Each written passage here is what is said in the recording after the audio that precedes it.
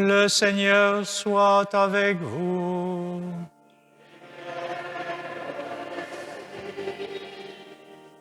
Évangile de Jésus-Christ selon saint Marc.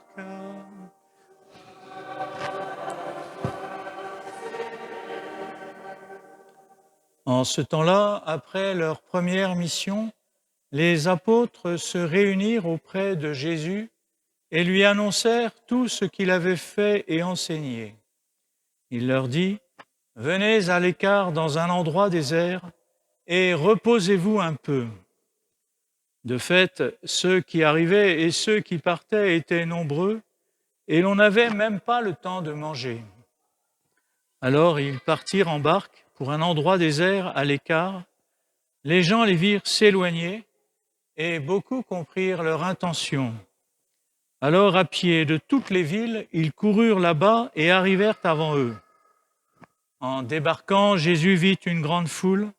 Il fut saisi de compassion envers eux, parce qu'ils étaient comme des brebis sans berger. Alors, il se mit à les enseigner longuement. Acclamons la parole de Dieu. Louange à toi, Seigneur Jésus.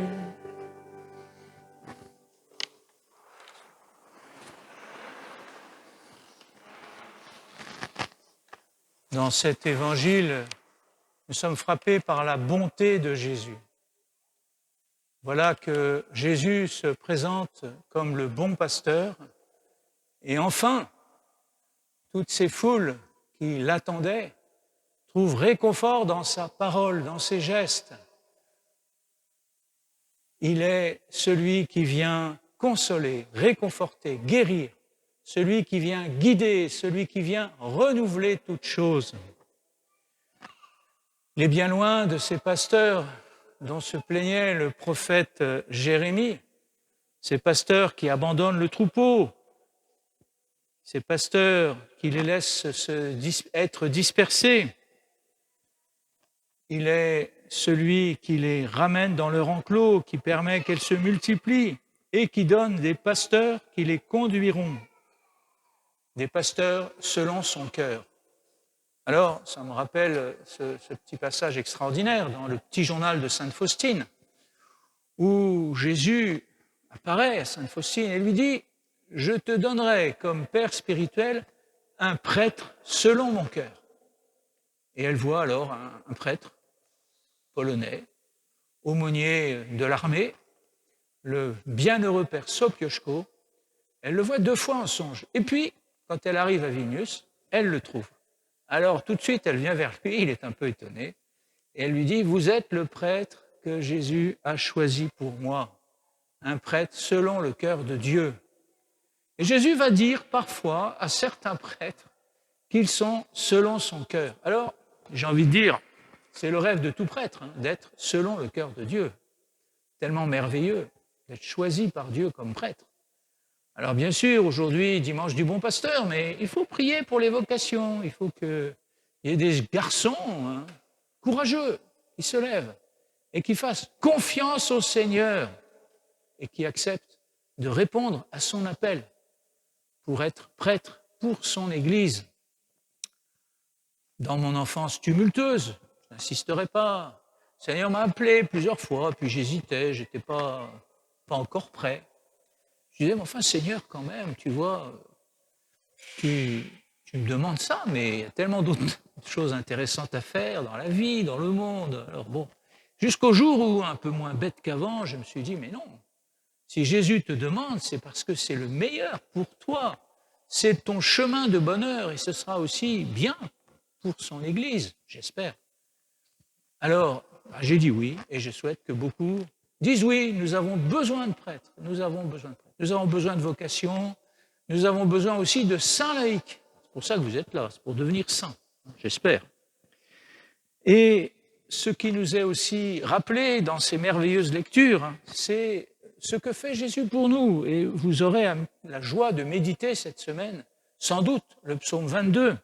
« Le Seigneur est mon berger, rien ne saurait me manquer. » Il veut nous faire reposer sur des prés d'herbes fraîches. Alors, je ne sais pas si vous avez vu, mais ici, cette église, c'est un pré d'herbes fraîches. On ne voit pas l'herbe. Ah oui, on ne voit pas l'herbe, d'accord. Mais on se repose, on est bien avec le Seigneur. C'est pour ça qu'il y en a beaucoup qui viennent dans la journée. C'est une joie pour nous, les frères, de voir qu'il y a toujours quelqu'un qui prie dans cette église. Et puis, quelquefois, des rencontres étonnantes, des gens qui viennent nous voir, qui nous demandent de se confesser. Ils ne sont pas confessés depuis 50 ans, 60 ans, ça arrive. Quelle joie pour le Seigneur, quelle joie pour nous, quelle joie pour celui qui fait cela, celle qui fait cela. Sur des prés d'herbes fraîches, il me fait reposer, il me mène vers les eaux tranquilles, il me conduit par le juste chemin. Nous n'avons pas à avoir peur. Jésus nous protège, Jésus nous aime. Vous voyez, on est affolé par ce qui se passe autour de nous, mais non. On peut être inquiet 30 secondes, 10 secondes, allez, pas plus, pas plus. Mais on sait que Jésus nous conduit par le juste chemin. Si nous traversons les ravins de la mort, ça arrive dans nos vies, eh bien nous ne craignons aucun mal, car il est avec nous. Son bâton nous guide et nous rassure. C'est sa croix par laquelle il a été victorieux du mal, victorieux du péché, victorieux de la mort, victorieux du démon. Sa croix nous protège, elle nous guide, elle nous délivre.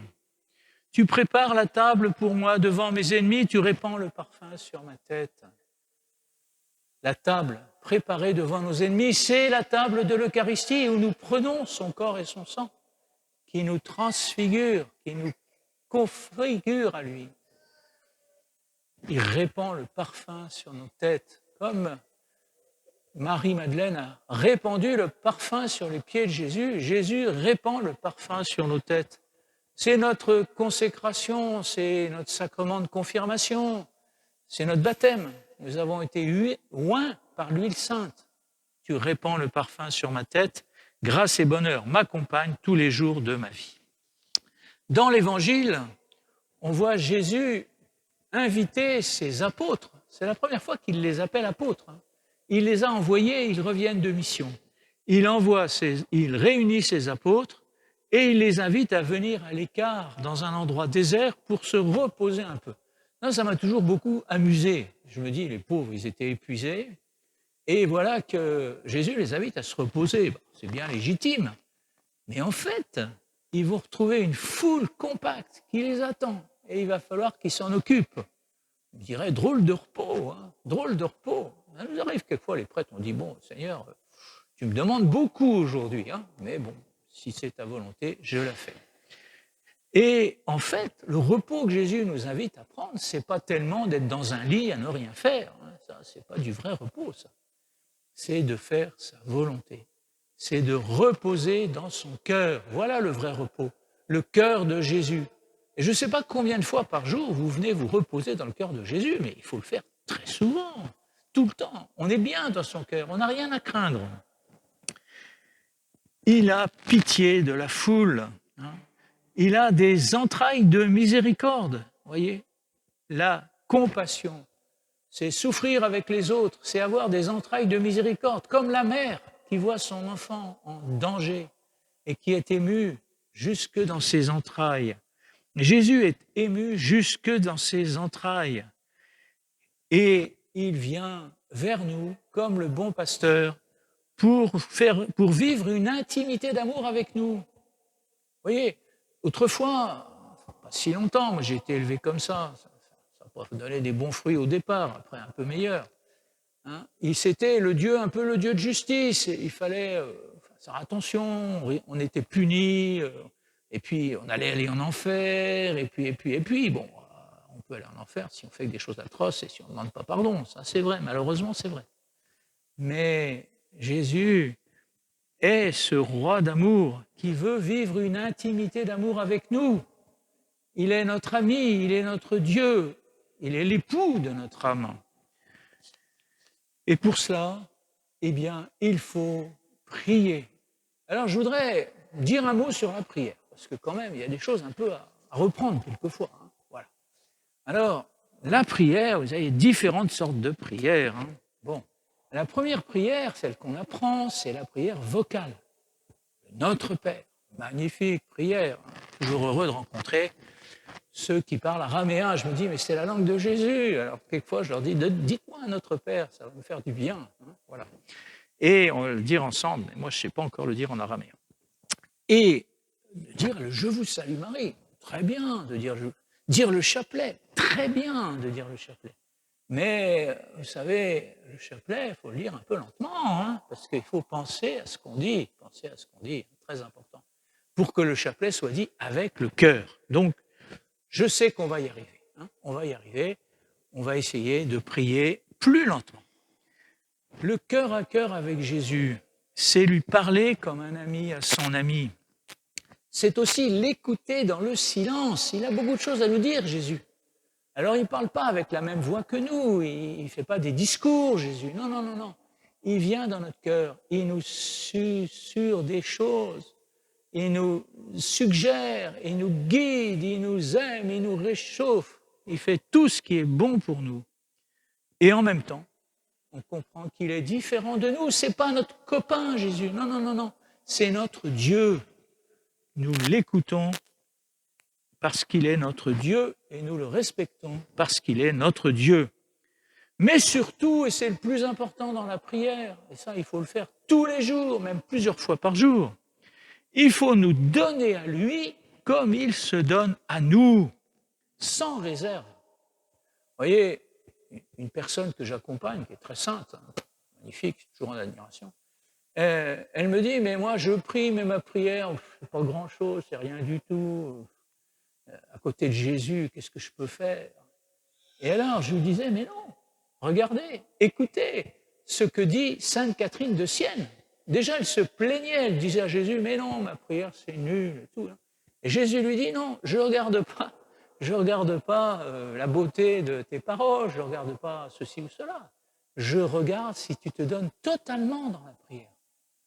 Et Jésus ajoutait, moi, je me donne totalement comme Dieu. Toi, tu peux te donner totalement comme créature. Jésus, je t'appartiens, je t'aime, je me livre à toi. Fais de moi ce que tu veux, je me place dans ta divine volonté.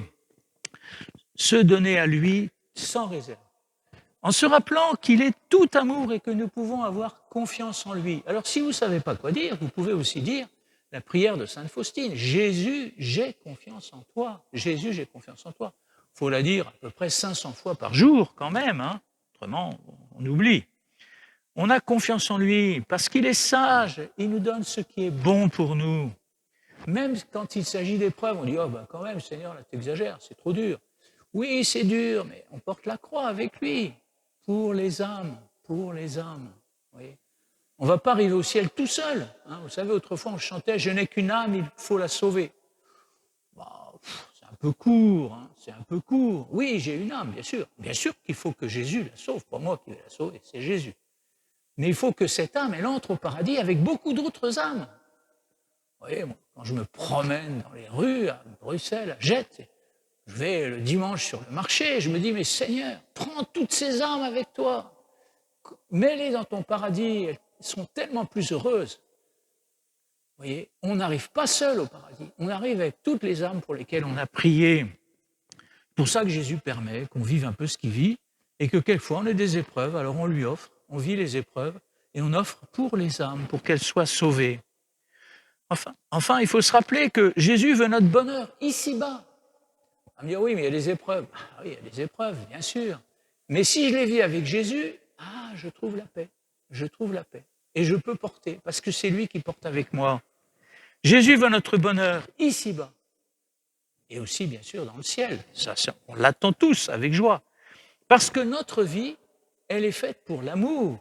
Elle est faite aussi pour que nous rendions gloire à Dieu pour tout ce qu'il nous donne. Il a créé chaque fleur, il a créé chaque étoile pour notre joie. Vous voyez, alors il faut de temps en temps le remercier. Tous les jours, on le remercie.